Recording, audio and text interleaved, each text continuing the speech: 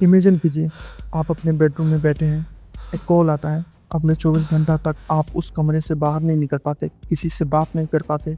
आप अरेस्ट हैं, बिना किसी हथकड़ी के, बिना किसी जेल के, सिर्फ एक स्क्रीन के सामने। इसे कहते हैं डिजिटल अरेस्ट।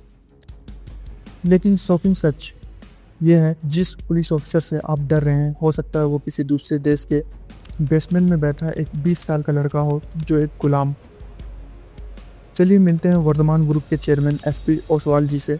एक ऐसा इंसान जो बिजनेस की दुनिया का महारथी है, लेकिन सितंबर 2024 में उनके साथ जो हुआ वो पूरे इंडिया के लिए एक वेकअप कॉल था। लुधियाना में बैठे ओसवाल साहब को एक कॉल आता है। सामने वाला खुद को सीबीआई चीफ बताता है। उन्हें एक फेक सुप्रीम कोर्ट के डिजिटल सुनवाई में पेश किया जाता है। उन्हें डर दिखाया जाता है कि उनका नाम एक बड़े मनी लॉन्ड्रिंग केस में है। उन्होंने 7 करोड़ रुपए स्कैमर्स को ट्रांसफ़र कर दिए। अगर एक इतना बड़ा बिजनेसमैन ठगा जा सकता है, तो आप और मैं कितना सेफ हैं। इस इंसिडेंट ने साबित कर दिया कि ये सिंडिकेट सिर्फ अनपढ़ लोगों को नहीं, बल्कि देश के सबसे बड़े दिमागों को भी टारगेट कर रहा है। आप पूछेंगे, कोई इतना बड़ी गलती कैसे कर सकता है? आंसर है दी स्टेज क्राफ्ट। विक्टिम्स बताते हैं और रिपोर्ट्स बताती हैं कि ये स्कैमर्स पूरा सेट डिजाइन करते हैं। बैकग्राउंड में बिल्कुल थोड़े धुंधले दिखने वाले पुलिस स्टेशन रिपोर्ट्स, ऑनलाइन खरीदी हुई फेक पुलिस इन्फॉर्म्स और बेजेस होती हैं। स्क्रिप्ट में वो लीगल टर्मिनोलॉजी यूज करते हैं, जैसे नेशनल सिक्योरिटी एक्ट या सेक्शन 144, ताकि आम आदमी घबरा जाए। नोएडा की एक 60 साल की ओल्ड रिटायर्ड वुमेन को इसी तरह 48 घंटे तक डिजिटल सर्विलेंस में रखा गया। स्कैमर्स ने उन्हें दिखाया कि वो एक हाई सिक्योरिटी से बोल रहे हैं। उनका यूनिफॉर्म इतना रियल था कि विक्टिम ने डर के मारे अपनी पूरी लाइफ सेविंग्स उन्हें ट्रांसफ़र कर दी। पहले हमने देखा कि डर कैसे पैदा किया जाता है, लेकिन अब हम देखेंगे कि ये लोग खुद को सच्चा यानी ऑथेंटिक कैसे दिखाते हैं। 2026 में एक पुराना सॉफ्टवेयर, एक सस्ता लैपटॉप आपकी आंखों को धोखा देने के लिए काफ़ी है। इन्वेस्टिगेशन में सामने आया कि स्कैमर्स अब सिर्फ यूनिफॉर्म नहीं पहनते, बल्कि रियल टाइम डीपफेक टेक्नोलॉजी का यूज करते हैं। SP Oswal, chairman of Vardhman group के केस में उनके सामने स्काइप पर जो सीबीआई ऑफिसर बैठा था, उसका चेहरा और आवाज़ बिल्कुल असली थी। स्कैमर्स ने सीबीआई के एक्स डायरेक्टर का चेहरा एआई से क्लोन किया था, ताकि ओसवाल साहब को लगे कि वो किसी बड़े ऑफिसर से बात कर रहे हैं। माइक्रोसॉफ्ट की एक रिपोर्ट के मुताबिक एआई जनरेटेड फ्रॉड कॉल्स में पिछले साल 300 का इजाफा हुआ है। ये लोग बड़े पुलिस ऑफिसर के पुराने इंटरव्यूज वीडियोस उठाते हैं और उन्हें एआई से सिंक करके आपसे लाइव बात करते हैं। अब सबसे बड़ा सवाल है, पैसा जाता कहाँ है? जब आप 10 लाख या 1 करोड़ ट्रांसफ़र करते हैं, तो वो डायरेक्ट उन लोगों के अकाउंट में नहीं जाता, वो जाता है एक म्यूल अकाउंट में। सिंपल भाषा में समझे तो म्यूल अकाउंट एक ऐसा बैंक अकाउंट होता है जिसे साइबर क्रिमिनल्स पैसा ढूंढने यानी मनी लॉन्ड्रिंग के लिए एक रास्ते की तरह इस्तेमाल करते हैं। जिससे मनी म्यूल इसलिए कहते हैं क्योंकि जैसे एक खच्चर बोझ उठाता है, वैसे ही ये अकाउंट होल्डर किसी और का गंदा पैसा अपने अकाउंट में ढोकर आगे पहुंचाते हैं।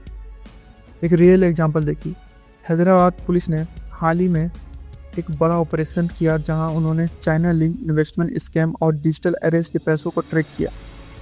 उन्होंने पाया कि पैसा केरला और गुजरात के छोटे छोटे बैंक अकाउंट्स में भेजकर वहां से क्रिप्टो करेंसी में कन्वर्ट किया गया है। इसका लाइव एग्जाम्पल है अनिल कुमार, जिनकी उम्र 32 साल थी, जिससे हैदराबाद पुलिस ने अरेस्ट किया। वो कोई बड़ा हैकर नहीं था, वो सिर्फ म्यूल अकाउंट सप्लाई करता था। उसने बताया कि कैसे उसने 60 से ज़्यादा फेक बैंक अकाउंट्स खुलवाए थे सिर्फ कमीशन के लिए। लेकिन ये लोग पकड़े क्यों नहीं जाते?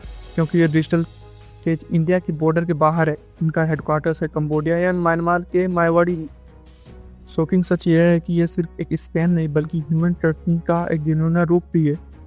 विशाखापट्टनम के एक 23 साल के लड़के विघ्नेश, जिसने डाटा एंट्री की नौकरी के लिए अप्लाई किया था, उसे कंबोडिया ले जाया गया।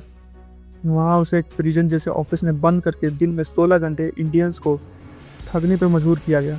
उसने बताया कि अगर वो टारगेट पूरा नहीं करता तो उसे इलेक्ट्रिक शॉक दिए जाते थे। Indian ministry of external affairs के मुताबिक मई 2024 तक अकेले कंबोडिया से ऑपरेशन मुक्ति के तहत 360 से ज़्यादा इंडियंस को रेस्क्यू किया जा चुका, जो इन स्कैम कंपाउंड्स में कैद थे। यहाँ आता है सिस्टम के सबसे बड़ा लूप होल। साइबर क्राइम में एक कॉन्सेप्ट होता है दी गोल्डन आवर। अगर ठगी के पहले 2 घंटे में 1930 यानी 1930 नंबर पर कॉल हो जाए तो पैसा फ्रीज होने के चांसेस 80% होते हैं। लेकिन डिजिटल अरेस्ट का पूरा मजा ही ये है कि स्कैमर्स आपको कॉल काटने ही नहीं देता, वो आपको 24 घंटे तक डिजिटल सर्वेलेंस रहता है, जिससे गोल्डन आवर निकल जाता है और आपका पैसा हमेशा के लिए गायब हो जाता है। लुधियाना के एक रिटायर्ड ऑफिसर ने 48 घंटे तक फ़ोन नहीं काटा जब तक उनके सारे अकाउंट्स खाली नहीं हो गए। जब ठगी का ये आंकड़ा 100 करोड़ को पार हुआ, तब हमारे देश की एजेंसियाँ जागी। तब आई सबसे बड़ी एजेंसी CBI। उन्होंने This is a large-scale data harvesting operation. We are coordinating with local authorities. उन्होंने ऑपरेशन चक्राटू के तहत 76 लोकेशन पे एक साथ रेड की। उन्हें जो मिला उसने सबको हैरान कर दिया। इन्वेस्टिगेशन में पता चला कि ये कोई छोटा मोटा गैंग नहीं, बल्कि एक ग्लोबल साइबर क्राइम सिंडिकेट है। CBI ने डिस्कवर किया कि इनका कोऑर्डिनेशन इतना सॉलिड है कि एक टेक्निकल सेल डिफेक्ट बनाता है तो दूसरा money cell mule accounts manage करता है। CBI ने गुरुग्राम के एक कॉल सेंटर से ऐसे डॉक्यूमेंट्स बरामद किए जो सीधा चाइना और दुबई के मास्टरमाइंड से जुड़े थे। इनका कंट्रोल रूम इंडिया के बाहर दुबई, चाइना जैसे कंट्रीज में होते हैं।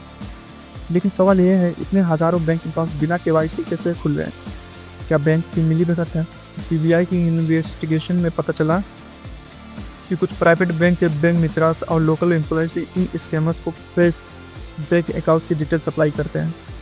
इस सिस्टम को वो होल है जिस पर कोई बात नहीं करना चाहता। जब तक म्यूल अकाउंट्स खुलना बंद नहीं होंगे, ये सिंडिकेट कभी ख़त्म नहीं होगा। स्कैमर्स एक ही मैनुअल फॉलो करते हैं। उनकी स्क्रिप्टिंग इतनी परफेक्ट होती है कि UPSC एस्पिरेंट से लेकर रिटायर्ड जज तक डर जाते हैं। ये सिस्टम के ही डर को सिस्टम को खिलाफ ही यूज करते हैं। सुनिए ध्यान से, भारत में डिजिटल अरेस्ट नाम का कोई कानून नहीं है। पुलिस, CBI या कस्टम कभी भी स्काइप या व्हाट्सएप पर किसी को अरेस्ट नहीं करती। ये सिर्फ आपके दिमाग से खेला गया एक खेल है। अगर आपसे फ्रॉड किया गया है तो तुरंत 1930 यानी 1930 पर कॉल करें, या national cyber crime helpline number है। कॉल लगाते ही सारी details, transaction ID, bank name, data और टाइम बताएं। ऑनलाइन पोर्टल जैसे www.cybercrime.gov.in पर जाकर तुरंत अपनी कंप्लेंट रजिस्टर करें। इसमें वो स्क्रीन रिकॉर्डिंग्स या स्क्रीनशॉट भी अपलोड करें जो स्कैमर्स ने आपको डराने के लिए दिखाए थे। इस वीडियो को शेयर कीजिए, क्योंकि शायद आपका एक शेयर किसी बुजुर्ग की रिटायरमेंट फंड को लूटने से बचा सके। याद रखिए, आपका डर ही उनकी ताकत है। Stay safe, stay informed.